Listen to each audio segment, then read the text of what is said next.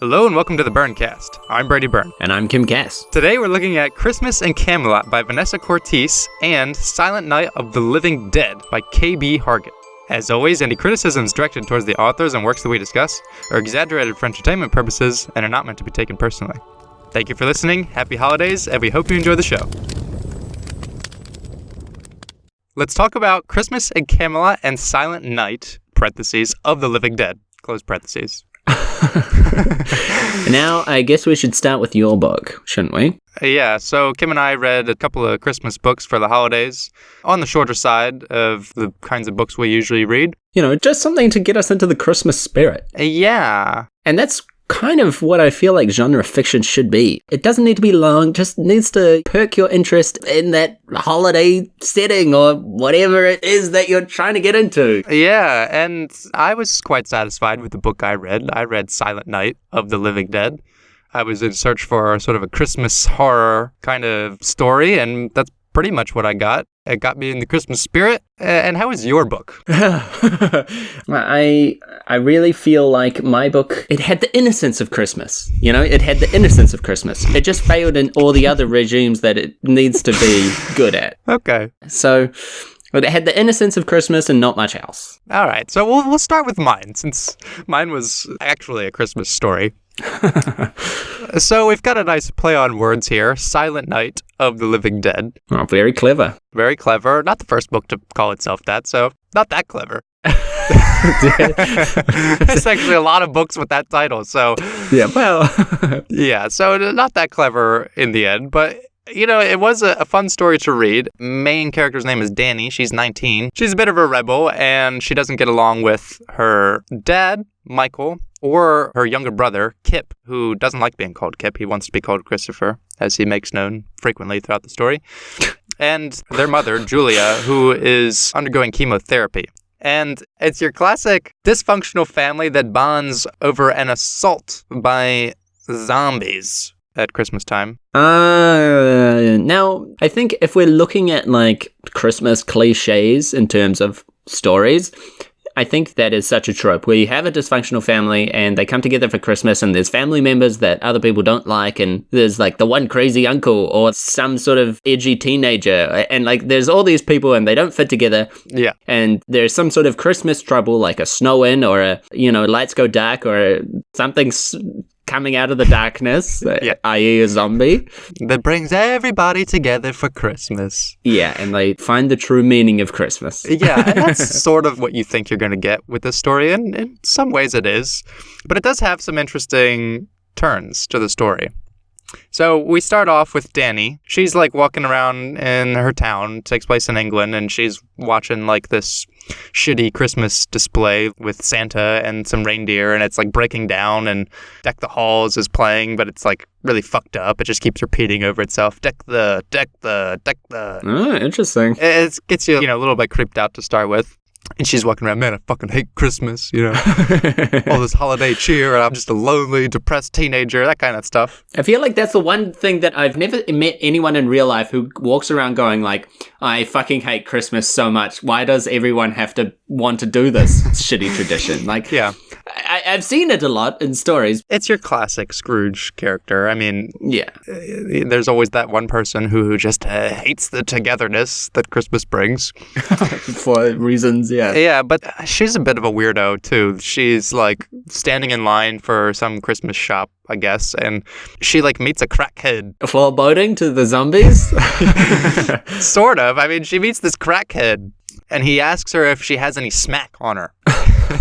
She's like... as you would, as they do. Yeah, it says, Dani stared blankly... Oh, I just noticed a typo. It says, Dani stared back at him. No, she said. The rein slipped down the back of her neck and she arched her back to try to stop it, but failed. But do you want to go halves on this? And then she pulled out a joint from the front pocket of her hoodie.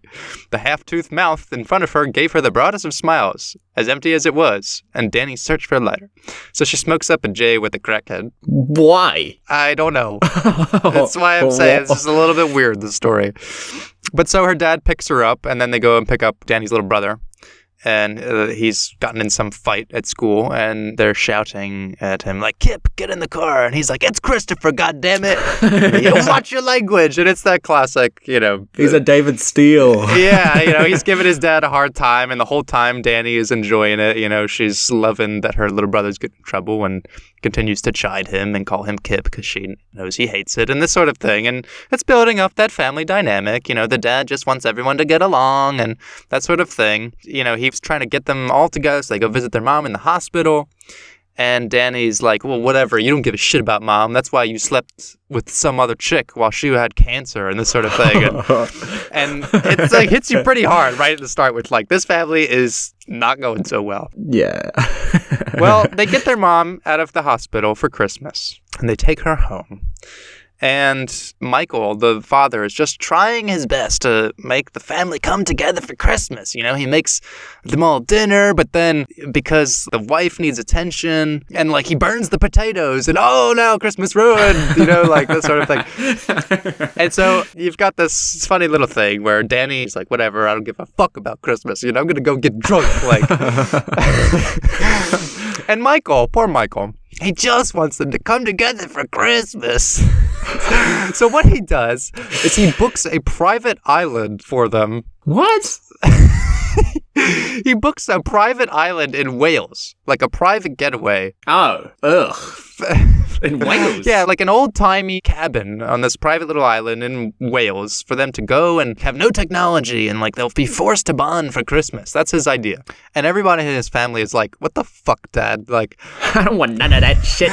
Yeah, they're trying to pull the little kid, Kip, away from like, his game for dinner, and his dad like hits the switch to like turn his game off. This is the fucking polar opposite from my book. like everything you're saying right now is the exact opposite. Oh man. But so they're pulling Kip out from his room and he's like, come on, get down here for dinner. And he switches his game console off and Kip keeps drawing like, Dad, that's going to affect my rating. That's going to tarnish my gamer tag. Yeah, that's basically what he says. Is Michael's like, it's dinner time. And like over the next couple of scenes, he's like, you don't understand. The algorithm is going to be worse now and I'll get worse matches. And, it's something every kid can relate to. And Michael tells him, look, 2 chances, then it's off. Them's the rules. And then he's not quite believing the thing coming out of his mouth. He knows he's being a bit of a dick. He's like, why am I doubling down on this? Like, just say I was a dick and apologize. But he keeps going. He says, 2 calls, then the wall. How many rhymes does he have for his rules? And he thinks to himself, what, I'm making up fucking catchphrases now? Like, he knows he's being an idiot. And Kip says, what? And he's like, 2 calls, then the plug's on the wall. So after I've called you twice, I'll... And then Kip says, this is like the worst kind of child abuse. Yeah. But so you have this like dysfunctional family. And then Michael gets this idea that he's going to buy a private island getaway for a weekend in Wales. And all the family members are like, what the fuck? This is like the worst idea. But they eventually come to the realization that they'll go, but Danny doesn't want to go. She wants to stay home and get wasted. Either way, as they're leaving, Danny's basically like, I've got plans here. And Michael says, what, getting drunk on Christmas Eve with the last 10 pounds you've got? Ooh. Danny has no comeback. That was her plan. And he says, come on, this is a chance to do something as a family, to get away from it all, be together. And Danny says, to be stuck on an island in Wales. Give it a chance. No. And Michael says, are you so scared of actually doing something, Danny? Of accidentally having fun? Danny had heard enough. She kept her powder dry no longer. No, I'm scared of being stuck on an island with a hypocrite, a dying woman who thinks a couple of sprigs of rosemary and a prayer to the Allfather might be more effective than medical science, and Brother Fucknut in his quest to get arrested before he gets a pube. Oh, man. And then Michael looks flatly at his daughter, his tone calm and solid, and says, when did you become such a bitch? The bluntness hit Danny hard for a split second before she calmly retorted, guess I'm more your daughter than you thought. And it's like this the whole book. Like, yep. They are just at each other's throats. Christmas time. And it says, a beat felt like an age before Danny began to make her way upstairs. Michael, instantly regretting his chiding of her. Come on, Danny, just do it for the... But she was gone and he was alone, wincing at the mess he'd made of that moment, and in general, of his whole life. Oh my God. It's like so depressing. Look at your hands, boy. What have you done? Yeah, look what you have wrought. But as they're packing up the car, Danny gets one last word from Michael. He says, look, this is going to be your mom's last Christmas. Like, she's going to die soon. And Danny decides, fine, I'll go. And then they're off to Wales. And, on the way there, they're having a little nice family bonding in the car. Things aren't looking so bad. Like the rolling countryside is starting to look really beautiful, But then, before they get to the island, they need to talk to, the townsmen. And... Oh, yeah, because another trope that I was wondering if that was going to happen is that, do they run into someone who looks suspicious and warns them against something? Yes. So to get to the island, they need to go to the town first. And in the town, they find this little shop where they need to buy, motor oil for this boat to, go off to the island. And there's an old fisherman who's like, don't go out to Old Man's Pier. Literally, yes. There's an old guy in the shop. And Kip, the little kid, he, picks up a little zombie toy. And the old man's like, I see you found the Draugr. And Kip's like, what's a Draugr? And Danny's like, it's a zombie, you fucking idiot. Fucking ever play Skyrim, you dick. Yeah. And so he's like, you didn't know about the Draugrs, did you? And he starts telling him how, there's an old tale about that island there, and there was a man there who was bullied by the townsmen, and so he worked at, the water plant, and he ended up drowning the whole town, and now at night, on Christmas, the Draugrs come out of the lake, and he just, starts spinning this yarn for them. And Kip is all like, oh my God, so creepy. Danny obviously telling this old man to fuck right off. But so that's your little forewarning. Yeah. And so they do end up going to the island. They get on the boat and then they start having their little Christmas at this house. The whole time, though, Danny, still giving her dad shit, is like, you brought us to a murder house. and Michael's just trying to, maintain his calm. He's like, it's just a bit of local color. It adds to the ambience. Danny's like, ambience? We're going to be raped in our sleep. Darling, zombies don't rape people. Oh, my God. Kip keeps interjecting, they're not zombies, they're Draugrs. Exactly, said Michael. Now let's pull all this silliness aside and grab a spot of lunch, shall we? But so they're, trying to start up their little holiday. They have some difficulties with this. Kip's adjusted to not having internet. Danny just wants to get wasted. And Michael is just trying to keep things in check. But so once night comes around, Danny is sitting there. She's like, look, I'm not spending Christmas Eve sober. Just no way in hell that's happening. So she tries to sneak out onto the boat back to the town so she can get wasted at the pub. And Kip finds her sneaking out, and he's like, oh, I'm going to tell Mom and Dad if you don't take me with you. And she's like, I'm not taking you, you're an 11-year-old. I'm not taking you to town to get drunk with me. And he's like, I'll tell Mom and Dad. And she's like, fine, I'll tell them what videos you watch on my laptop, you little pervert. Ooh! They're just going after each other. He's watching secret Skyrim hack tutorials. Yeah. How to mod Skyrim, big boopy-breasted women. Beautification mods, yeah. But so Danny goes to the town and she does get wasted. She ends up in this pub and just blacks out, basically. And she ends up after the night, this dude is like, oh, let's fool around, let's have some fun. And she kicks him out. She's like, actually, I swing the other way. And she fucks some chick named Gwen. She kicks this guy out into the cold, and then she straddles Gwen, smiling, and says, Merry Christmas, motherfucker, she pronounced before leaning down and kissing her. Okay. And this is where the dialogue gets so bad, because the morning after, they wake up, and it says, oh, she looked up at Gwen now at the waterside, coat wrapped tight around her, protecting her from the cold. You leaving? As Danny climbs into the boat to go back, and she's like, I don't like morning afters. That was special, Gwen called after her. Of course it was. I'm fucking hot, said Danny. And it's like, what? That's okay. Now at this point, she is still blackout wasted. So, they are kind of talking like idiots. And Gwen calls after her, careful, the Draugrs don't get you. And Danny says, you think they could get me? I'm invincible. I'm fucking hot. Yeah. It's really bad. But so she goes back to the house. And she just wants to climb into bed and go to sleep. But that's the second everybody wakes up for Christmas. And Michael runs through the halls, Merry Christmas, everybody get up. So they're playing games or playing charades and stuff. And Danny's like, yo, fuck all this. I'm hungover as shit. I just want to sleep. They run out of coffee. And then she really starts to go insane. I love that. But so Michael is trying to make Christmas dinner now. And some little kerfuffles happen. Julia, the mom, is trying to read some book. And so she's like, oh, I can't help you. She's reading a book. She's reading like a alternative medicine book. She's reading Christmas in Camelot, no doubt. And so Michael burns the food or something. I don't know. There's some incident that like gets everyone pissed at each other again, you know?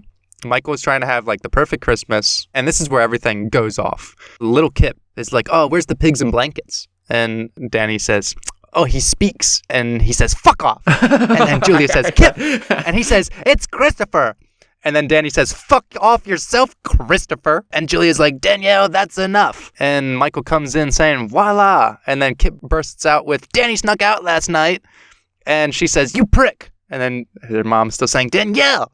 And she says, she took the boat and went to the mainland and probably did some drugs or something because that's what she does because she hasn't got a job. Christopher. Oh my God. And then Danny bursts out, Kip looks at porn on my laptop. And he says, that was once. Not according to my cookies folder. Bang, another bullet to the corpse. Oh. Danny was all in now. I didn't even like it. And Danny says, yeah, he's more into hentai. What's hentai? Julia interjects. Dad, Danny was taking no prisoners now. Stop it. Everyone stop. Michael's voice was calm, but his face showed that he was on the edge of completely losing it. Let's just have a nice dinner. And then Kip bursts out, when you went to Paris and Danny was supposed to look after me, she had 3 different girls over and stayed up all night having sex with them. Oh my God. Kip had spoken so quickly he struggled to get the words out, but they certainly had an impact. The bombshell hung for a second. Julie was the first to talk. You left Kip unsupervised? Michael was on a different page. Girls? So, like, her parents don't even know that she's a lesbian. And so Julia keeps telling her, you are such an irresponsible, ungrateful.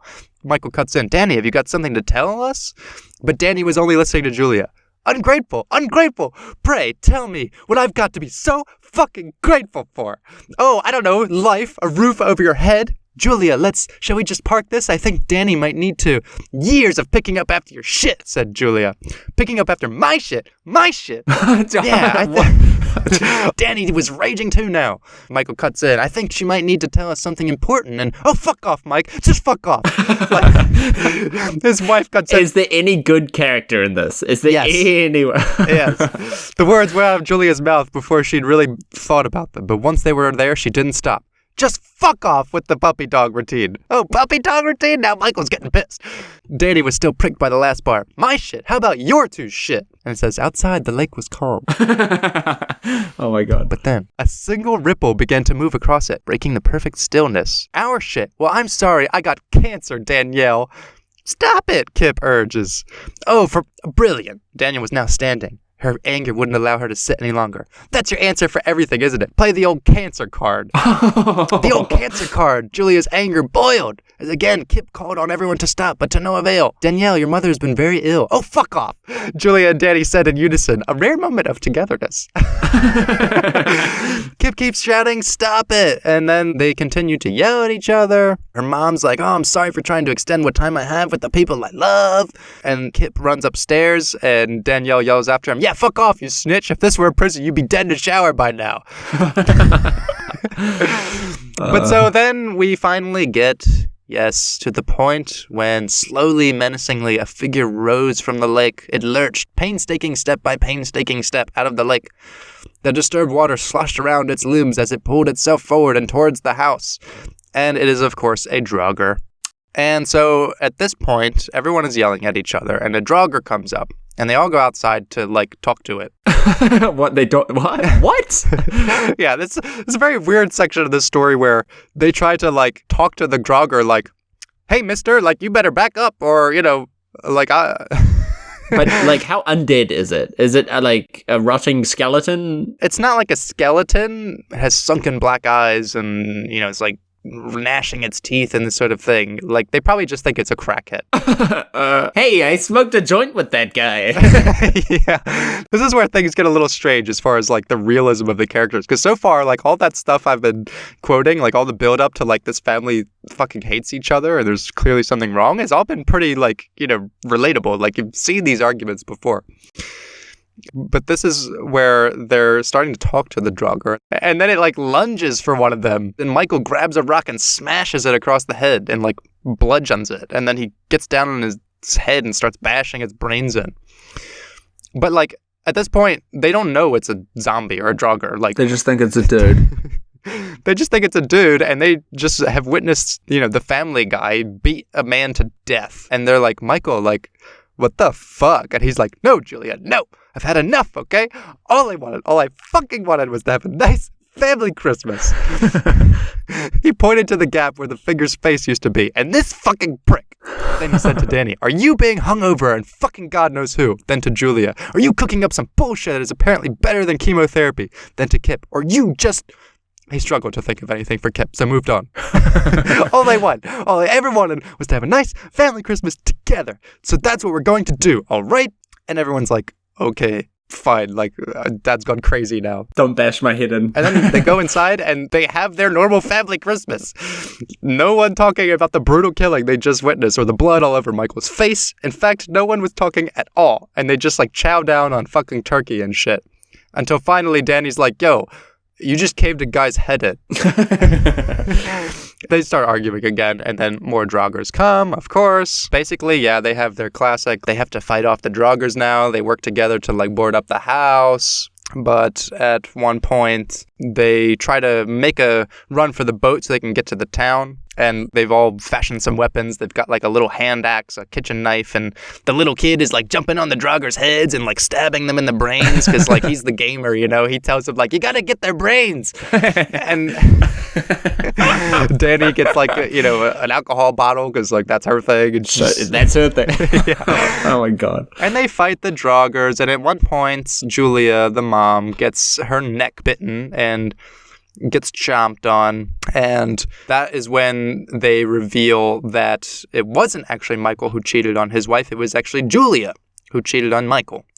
And Michael had taken the brunt of the blame for this, and Danny now regrets all the shit she gave him over the years for it. So you have the tide is turning for these characters now that they've lost one after the mom dies.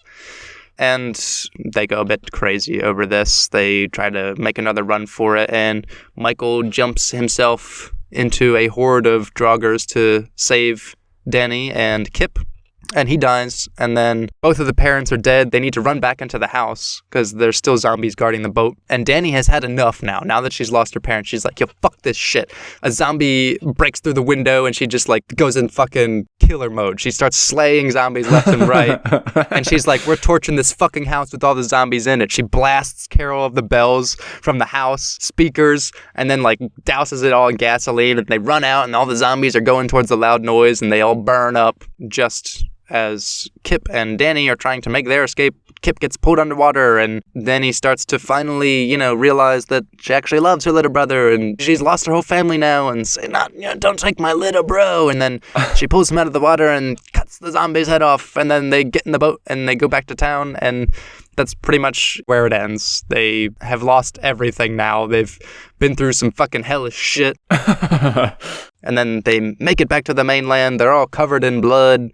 Their parents are dead, and they finally appreciate each other for what they had. And maybe gaming ain't so bad, and maybe being a lesbian drunk ain't so bad after all. Yeah, and there's the nice little moment at the end where back when Michael was suggesting they go to Wales, Kip was saying, does it snow in Wales? Deep down, he's still that kid at Christmas. He wants to believe in, snow on Christmas and this sort of thing. Yeah. And now, finally, at the end, once they make it back to the mainland, the ash from the burning house is falling from the sky. And Kip is like, is that snow? And Danny tells him, you bet, little guy. So it's a nice little wrap-up after a very gruesome family disruption story. Yeah, well, any reflections? Did you relate it back to your own family Christmas moments, and reconsider? Yeah, it was really weird last Christmas when the Draugrs came. But, I did enjoy reading it. It was a fun little romp. It has, lots of writing mistakes, like I quoted earlier. Sometimes the words are a little jumbled up, and we don't read anything that is written perfectly, so yeah, I should just stop even mentioning at this point. Just assume it's there now. Yeah. But it was a fun story to read. The characters are funny. They're all interesting. They all have their thing. Michael wants the family to be perfect, and Julia, she's the burden on the family, and Danny is the rebel that no one gives a shit about and thinks that she's all a fuck up. And she's the one who, like, saves Kip in the end, you know, and Kip himself, he tries to be, like, badass like his sister, but he's innocent deep down. And they all have their little character revelations and their moments, and the dialogue towards each other is just brutal at times. You know, Michael's calling his daughter a bitch. Like, it's a fun story to read. So, you know, if you're looking for a little bit of Christmas cheer, a little bit of Christmas misery, I would recommend it. A little bit of Christmas zombies. Yeah. Well, they're droggers, Kim. Yes, sorry. I do like self-contained sort of horror stories. Yeah. Because I find that, like, you know, zombie outbreak, when it's like the whole world, it's just, I can never get behind that so much as like a single town, you know, like, oh no, they have to deal with this issue and they don't have any outside resources, because if you take it at a global level, then things become like, well, why don't we just send in, you know, the army? Yeah. No, they have to, like, scrap it together, and they're, like, in a middle of nowhere town with no internet, so it's not like they could call for help. Yeah, they set that up as well in that particular scenario. Yeah, and even, like, the reason the zombies come is thought out. Like, the story that the old fisherman guy is telling them is like, oh, yeah, like, the guy who killed the town did it because they were selfish, and the Draugrs come up because the family now in that man's house are being, like, selfish, and the zombies come out to, like, punish them for their selfish vicissitudes and that sort of thing. Yep. So it is quite thought out in that regard. It is self-contained. You know, the zombies make sense. It's not, like, overdone. You're not sitting there wondering, like, would they really be able to... Like, no, you know, they fight them with realistic means. Like, the thing they do the most is break off, like, these legs of the chairs and, like, stab the zombies with them. Like, that's their main weapon. Yeah. Now, I think you got off on this regard very easily, because originally you were going to do Christmas in Camelot. And you were like, hey, actually, hey, Kim, I found something else, and I'm going to read that, and you can read Christmas in Camelot instead. And I was like, Yeah, Kevin sent me 2 books, and I didn't have time to look into them. And I was like, yeah, I'll read Christmas in Camelot, whatever. And then I looked at it, and I was like, I don't think so. You bastard. I wanted some Christmas horror. You know, I thought it'd be nice to visit that genre. Yeah. And I looked for the silliest thing I could. Now, in a rare turn of events, I looked for something silly, and it actually turned out to be a real story, which usually it goes the other way around. Oh, yes. You're looking for a real story, and it ends up being bullshit. so I was quite surprised by that. You lucky bastards. I would dare say it's something of a Christmas miracle.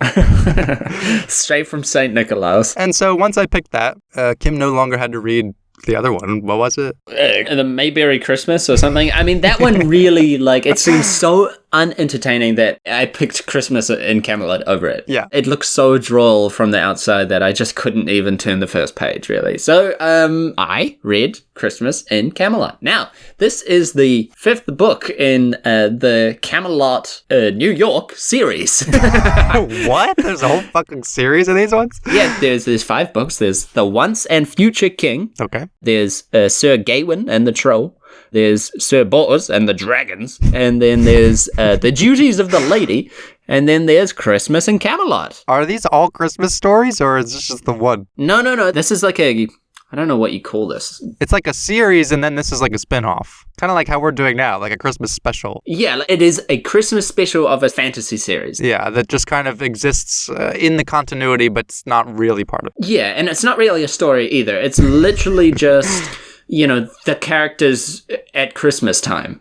And now, I mean, I thought Christmas in Camelot, I don't know. I don't know what I was thinking. I thought there would be something in it. You know, I thought there'd be some sort of, like, I don't know. I don't know how you combine those two things, like a King Arthur and Merlin have some sort of Christmas problem. I don't know. But that's not what I got. So the premise of this series, I should point out, is that Dr. Elaine Lakeport has basically... actually, I can just read you the description for the series. Dr. Elaine Lakeport had a completely ordinary life.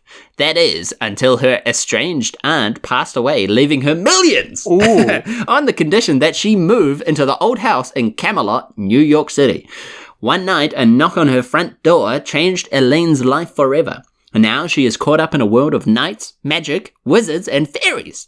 She also now has a man living in her house that should have died more than 1,000 years ago. What's the Lady of the Lake to do? That sounds a lot more fun than I'm imagining the story played out.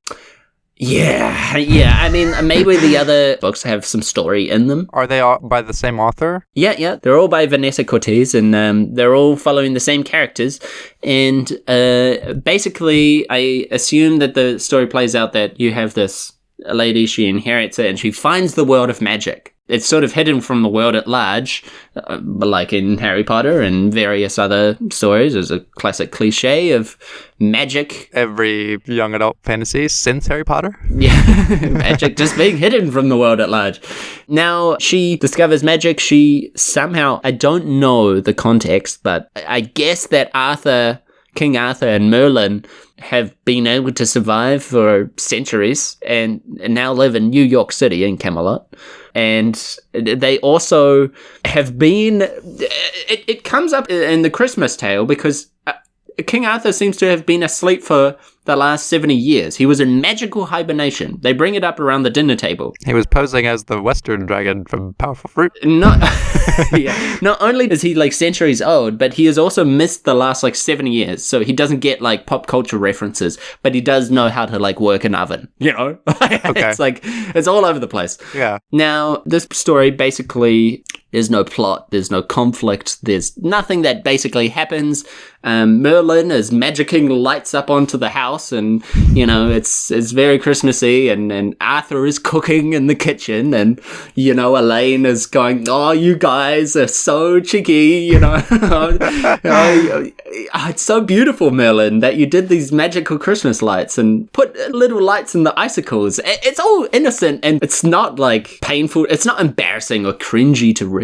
I mean, the writing is bad and it's full of errors, but it's not like, oh, Arthur was a sexy stud. And, you know, it's not that sort of cringy. Okay. You know, it's just like, oh, Arthur was fussing around in the kitchen and, oh, like, blah, blah, blah. So it's fine. Like, it's not offensive. But right in the beginning of the book, you get this, like, acknowledgement, as you would get in most books. Now, it thanks the editor for going through the ramblings and making sense of them, and I always find these things funny because I'm like, well, she didn't do that good of a job because it's riddled with errors. Like, so, and it's also like, thank you to Anthony, the cover artist. And I'm like, well, the cover art wasn't that great, so like,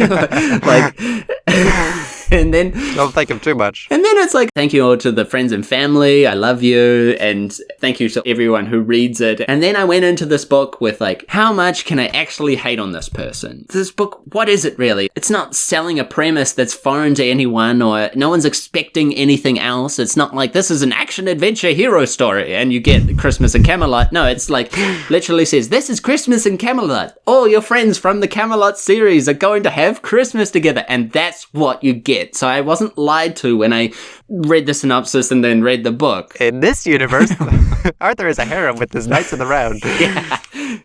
So, like, I'm not going to say that this book lied to me or it deceived me in any way. It did exactly what it said it was going to do. Okay. Now, there isn't a story, though. Hector, the son of Elaine, wants to give something back to the orphanage that he's... so, Hector is Elaine's son, but not her real son, an adopted son. Okay. And he wants to give Christmas to the orphanage, and they just, you know, use an elf to basically just give them a really magical Christmas. But it's done in the way that they're having Christmas dinner and then they look at some photos on their phone of the elf doing it. What? It's like, come on, you didn't even go do it yourself. Like, they did the Christmas shopping. They went and bought the things, but it was like a page, you know, it's just like, no, and then they went to the store and there was the elf there and, you know, the elf said, oh, you're buying so many Christmas presents, and like, oh, I'll help you with that. And then he goes and does it. And then they just go home. Lazy assholes. They also have a big party with all the elves and things there, that all your favorites from the books prior, they are there. And there's some pretty corny lines. Like, you know, the morning after, like, the adults are there and they're like, you know, never get into a drinking contest with elves. It's like that sort of shit, and it's like, Now, I think this book suffers from like, this tonal indifference where every character really sounds the same. Yeah. It's like the same person talking to everyone else. And like the characters also don't align in the way that they have like, they don't use the proper, like, Elaine is a doctor. She's a fucking doctor who, she works at New York, like, City Hospital. I don't know what it's called, but she works at a big hospital. Now, she also inherited millions from her estranged aunt. And her, like, adopted son is like, why can't you fly us all to Hawaii? And then Hector says, like, you have that Bill Gates money, but whatever. And then Elaine is like, I do not have Bill Gates money, like, but she does. She's fucking loaded as all Christ. And she's got magical wizards and fucking fantasy knights, and she has all the connections to the elves and all this fantasy shit.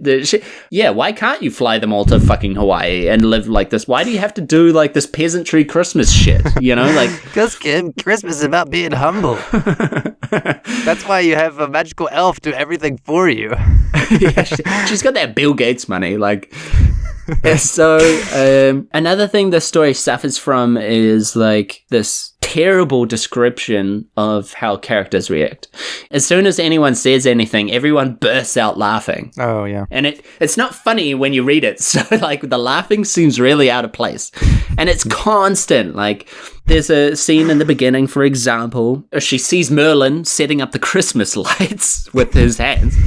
And it reads, as she pulled up to the house, the headlights caught Merlin standing outside, his hands flailing in the air for what appeared to be no reason at all. What is he doing? Elaine asked. He's your friend, Hector said. He came with the house, Elaine said, exasperatedly, causing Hector to burst out laughing. Merlin?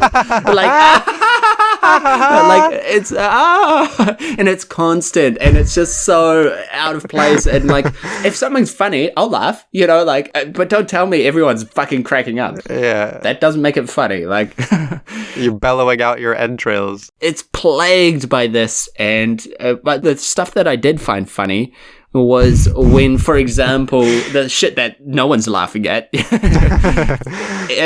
So when Merlin has set the lights up and everyone comes outside to look at the light show, it's amazing. It says, slowly the lights began to twinkle, giving the appearance that the lights were actually moving, dancing within their icicles in a complicated yet stunning routine. Wow, Elaine said, a little breathlessly. Merlin, this is beautiful. Merlin simply nodded as if this was the expected answer. How did you do all of that? And then he says, I combined an ice spell with a light spell. Wow. And then they rail on Merlin for cheating. They say like, oh, what? Those aren't actual lights? You cheated. Like, what? And he's like, oh, why does it matter if I use magic or electricity? It's fucking a light. Look at it. Yeah. It's beautiful. And they're like, that's cheating, man. Like, you can't do that. That's not Christmas. Like, and he's like, yo, man. Fuck you. I'm out of here. So it's really just... It's just Christmas shit. Like, Merlin does the lights, Arthur does the cooking, they have an elf party, like, the wolves are there, and they're... Actually, speaking of the wolves, I have more to say about them. Now, at the party, Elaine is playing with the wolves. Now, these aren't your regular wolves. These are, magical fairy wolves that are magic, and it says 2 of them can take down a troll on the battlefield. And it's like, okay, I guess, like... Because that matters in modern-day New York. Yeah. Like, wow, they've really sustained their usefulness over the years. In this world of fucking fighter jets dropping huge warheads on unsuspecting villagers. But those fucking wolves, they can take down a fucking troll so quick. Yeah. So the wolves, Elaine is playing with the wolves. She's putting a tennis ball on her like stick wand or whatever, and then like shooting it into the air, and the wolves go crazy for that shit, and they bring it back to her, and it's, and then one of the chick wolves says, I'm tired of this game, can we go for a hunt? And and then And then Elaine says, well, I think the neighbors were complaining of too many deer in the neighborhood. So, go out there and go crazy. And just invites the wolves to hunt down deer in the neighborhood. And it's like, I thought this was in fucking New York. Yeah, I've been imagining this in like some sort of like high-rise apartment. Yeah. No, it's in some sort of suburbia. They're setting up lights, and I'm like, she's a fucking millionaire. Why is she living in this? Oh, she's got Bill Gates money. That's billionaire stuff. She's got Bill Gates. Now, the Bill Gates comment does come back. Elaine later admits that she kind of does have Bill Gates money. She says that exactly. She says, I guess I do kind of have Bill Gates money. That's not like a measure for average high income. That's like literally the richest person in the world cash. I got that Jeff Bezos cash. Yeah, there's a big difference between like Bill Gates money and LeBron James money. Yeah. Now, I don't know what else to say about this book other than they just do all the Christmas things. They have a party, they give Christmas to the orphans and they buy them heaps of gifts. There's no conflict. There's no character development. There's nothing. This is just seeing your favorite characters from this series have Christmas together and everyone's happy and everyone's sorted. Okay. That's not, I'm not gonna rail on that. That's kind of what the book said it was. So again, the ticket sold me this and I bought it and it's what it said it was. Yeah, a lot of times we go up against these books for not being stories, but I think it's more about those being advertised as stories, and whereas this isn't advertised as a story. Exactly, yeah. No, this is an additional feature, if you want to flesh out those characters a little bit more. Yeah. Not all writing needs to be uniform. It doesn't all need to have a plot or a conflict or a deep character. Like, sometimes you just want to write something fun. The problem is when you sell it as this is a character-driven, plot-driven story, and you don't get that, and that's where we usually end up. Yes, unfortunately, yeah. Now, there were some discrepancies in this book that I had issues with. Now, if you say Merlin's at your house putting up the Christmas lights, I'm in. I don't care. Fine, Merlin's he's combining a light spell and an ice spell, and he's done the lights. Great, But now, when the elf goes to give Christmas to the orphans, and they're at the Christmas table looking at the pictures of him doing this instead of being there, because that's interesting. Elaine points to the Santa, who's obviously Alfred the elf, using another glamour spell. And she's confused because he has a reindeer. And I was like, why does that matter? Why are you bringing that up as an issue? Because you have rampant amounts of deer causing issues for the neighbors. You've got magical shit all around you, and you're like, wait, hold up. Where did this elf get a reindeer?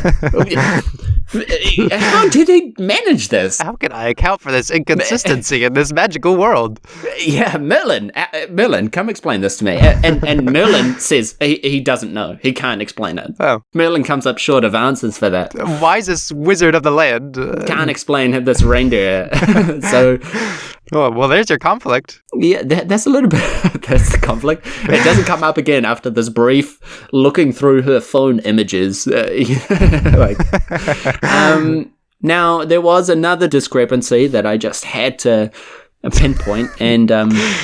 Now, this is where the story got a little bit more deep for me, because there is an issue, after Christmas, after the fantastic meal and everyone's settled in, of course, Arthur and Daryl, who just seems to be some sort of friend of theirs that they picked up along the way, they're playing Madden. Like the football game. Yeah, the football game. They're just playing Madden on... The American football game. Yes, they're playing Madden, the American football game, on their chosen game console.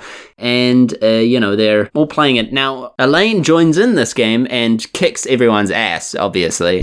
And she says that there wasn't much to do in med school, except for study and play this game. And I was like... What? I'm pretty sure studying takes up a fair amount of time for med school. literally med school is the most like, you know, stressful, work hard environment that you could ever be put into. And she's like, oh, you know, med school, there was shit all to do. So I played a lot of Madden. And I'm like, what? Okay. That just does not fit this character in any way. Like, Just wondered why it's in there. and of course, this whole chapter is them playing Madden. Like they play the shit out of this game. And you know, it describes how Darrow is doing victory laps around the living room every time he kicks Elaine's ass. What? And then Elaine, like, you know, beats him like 3 times out of 5. And Darrow's like, no victory lap. And she's like, I don't like to brag. What? So how's Merlin fare at Madden? Merlin always buggers off. He always disappears for periods of the day. Probably tinkering in his workshop or masturbating or something. Who knows? You know, what does Merlin do in this scenario? I also love in stories when you have this convenience factor where, like, there's nothing to do with Merlin, so he's just not here anymore. But he went off to do something. Merlin shit, you know? Yeah. Just, he's away now. It's like, I thought Christmas was about, like, everyone's together, and it's like... Yeah, fuck off. We're playing Madden now. Yeah, we're playing Madden, Merlin's gone. And so, yes, she's a med student, so she had all the time in the world to get really, really fucking good at Madden. Stupid. And then, of course, they, you know, enjoy the rest of their days. Like, nothing happens. It doesn't conclude with some sort of thing. They're just very happy with each other. And Elaine talks to her sister often about, you know, coming around for Christmas. And it's sort of like catch up with the characters. Okay. You know, you find out how they're all doing after the story's played out. And it's fine. It's whatever. It's not difficult to read. It's very short. It's kind of stupid and doesn't really make too much sense, but so inoffensive. But, you know, with that Madden comment, I did look up a little bit about the author, and it says she's, of course, in every author's description, it says, you know, a voracious reader and writer, you know, like, oh, she can't put a book down. And it's like, oh, she's also a gamer. And I was like, okay. And then how much of this is like a self-insert in a weird kind of way? Now, I don't want to say too much here because, like, pure speculation, and it's kind of rude, I guess, in a way, but I'm like, is this person, like, imagining what, like, a nice Christmas would be? Like, is this person, like, putting herself in a thing where she gets to enjoy Christmas with her friends, you know, and, like, oh, we play Madden together, And she's got an astronomical amount of spare cash. yeah, like, I just have all the money in the world so I can buy presents for orphans and just live. And it's sweet, it's innocent, and there's no, like, it's a self-insert where the person is exploring sexual fantasies or something like that. But with how specific some of these things are, like that they play Madden. Yeah, all the interaction, all the dialogue is all, like, cheerful and happy, and all the characters, like, really interact with Elaine like she's the best fucking person in the world. And then you're sitting there and you're like, oh, you're writing, yeah, this is for you, isn't it? This is for you. This is for you. So there you go. I mean, that's it. Which, you know, again, we'll say is fine, but Yep. Kim, did you purchase this book? Yeah. Yeah? I purchased it. You paid what? $3.74. Oh, wow, that's a lot. Yeah. $3. Paperback version was $10. Can you imagine? Holy shit, dude. Mine was 99 cents and I got a full fucking story. Yeah, no, I learned a little bit about what Merlin does at Christmas in this world, so. Yeah, point being is, you know, stories for yourself are one thing, but when you sell them. Yeah, I mean, you hit the nail on the head, really. People probably don't want to buy and read your fantasy, you know, and I specifically mean your fantasy. They don't want to read that. Like your personal fan fiction of your own life. Yeah, your fan fiction of your own life. And Kim was a great athlete and really good with chicks. They had the best podcast in the world. His podcast was, everyone would listen to it automatically as soon as it came out. Although he never did quite live up to the host of the podcast. He was always second best to Brady, who was super muscly and had Bill Gates' money. A BurnCast Christmas. Brady knocked at the door, groveling like a fucking lowlife. And Kim said, "Oh, come in. You can have Christmas with us." And then Merlin was there. And all of their favorites were there. Simon sat by the fire with Dominic Long, who polished off a present he received from Bahamut, a nice new submachine gun. Nice. And he and Mark Stone played in the yard. And compared 357s. Yeah. BurnCast Christmas would be a great one. Yeah. We just need to pull in some like animators and get them to just make all these characters. If we made animated versions of characters from other people's stories and inserted them into our own, sort of animated universe, would that be like some sort of theft of some sort of creative property, or is that free to us? I don't know. I feel like they belong to us now. No, they're orphaned. I feel like they're so orphaned. Well, the writers have abandoned them, yeah. Yeah.